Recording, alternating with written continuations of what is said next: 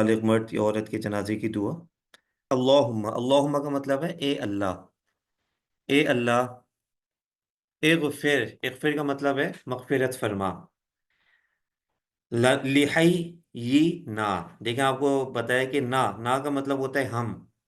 یہ نا بھی وہی متصل ضمیر ہے جو کہ پیچھے ہم پڑھ کے آ رہے ہیں، اور نا ضمیر استعمال ہوتی ہے ہمارے لیے، جیسے میں نے کہا کتابنا کا مطلب ہماری کتاب، لحینا، لی کا مطلب ہوتا ہے لیے، یہ بات بھی ہم شروع سے پڑھتے ہوئے آ رہے ہیں، حی کا مطلب ہے زندہ، لحینا، ہمارے زندوں کے لیے، یا مغفرت فرما ہمارے زندوں کی، اور میتی نا، میتی میت، مردوں کی، ہمارے، یعنی ہمارے مردوں کی، وشاہدی نا،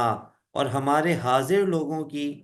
شاہد کا مطلب جو سامنے موجود ہو، وغائبینا، اور ہمارے غائب لوگوں کی جو اس وقت موجود نہ ہو،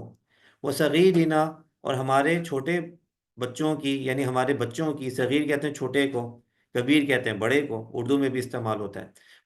اور صغیری نا، ہمارے چھوٹوں کی، کبیری نا، اور ہمارے بڑوں کی۔ کتنا آسان ترجمہ ہے، اس سے آسان ترجمہ تو میرے خیال میں کسی بھی بات کا نہیں ہے جتنا آسان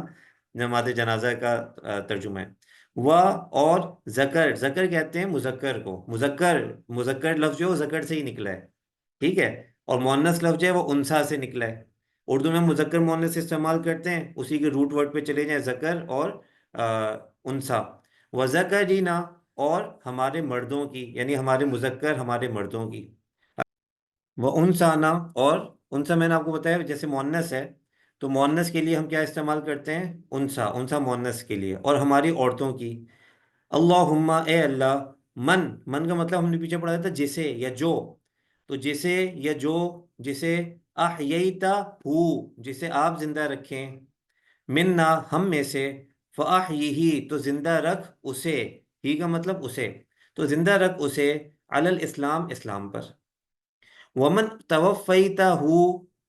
اور جس کو تو موت دے، وفات دے، منا ہم میں سے، فتوفہ تو موت عطا کر اسے، علی الایمان ایمان پر، علی کا مطلب پر ہوتا ہے، پھر اس کو سمجھیے،